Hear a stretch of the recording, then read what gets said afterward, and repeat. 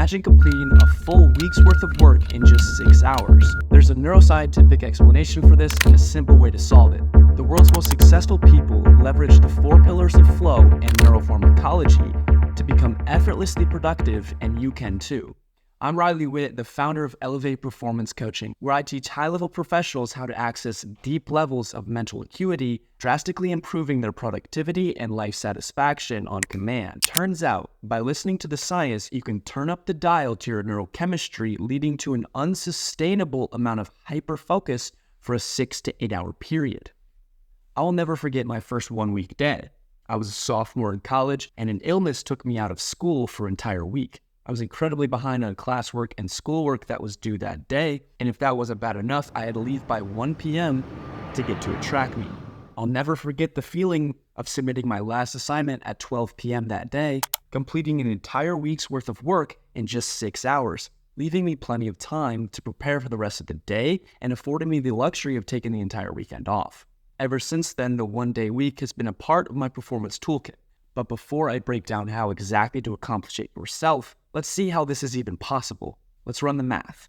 Research says that the average knowledge worker only does real work for 2.3 hours per day, or about 11.5 hours for a 40-hour work week. In the same line of research, scientists point to the fact that flow states can increase productivity by upwards of 500%. These statistics make it easy to see how a 6-hour work week is not only entirely possible, but somewhat conservative. So the flow state is achieved with a perfect mix of neurochemicals such as dopamine, serotonin, epinephrine, adrenaline, and anandamines. So what if you were able to precisely supplement with these chemicals to achieve flow states and maximum productivity at will?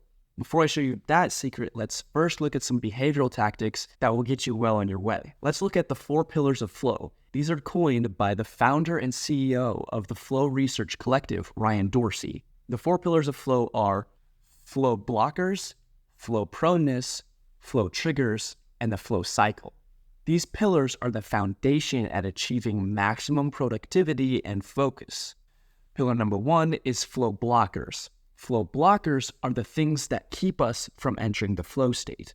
In our 21st century work environment, distractions and chronic stress are the main culprits of these flow blockers. The most common of which is, I'm sure you could guess, your phone. Checking your phone within the first 15 minutes of waking up will flood your brain with distractions and stresses that will prevent you from entering the flow state. The solution to this is committing the first 2 to 3 hours of your day to your highest priority tasks, with the exception of your phone. Don't touch your phone for the first 2 to 3 hours of the day. This simple change can make a huge impact on your entire day's productivity. And number 2, flow proneness. This is the natural tendency for your brain to slip into the flow state. You can think of this as your fitness level.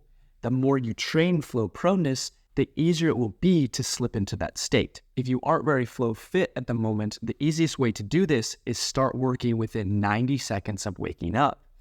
No, I didn't mean 90 minutes, 90 seconds of waking up. Your brainwaves when you sleep are in the theta-delta range, which are awfully similar to the flow state alpha-theta waves, which will make it much easier to slip into that state. Number 3 is flow triggers. Flow triggers are what signal to your brain that they need to release this neurochemistry. The doctor and godfather of flow identified these 3 triggers in his research. Number 1 being to make sure you set clear goals for the tasks at hand. Preferably, you do this the night before so you don't have to worry about it right when you wake up. Clearly and specifically make actionable goals for the task you want to accomplish. Immediately get feedback on those tasks. And lastly, make sure you engage in tasks that are slightly above your current skill level. You want to apply triggers that are anywhere from 3 to 6% more challenging than your current skill level. This will keep you engaged and push you into the flow state.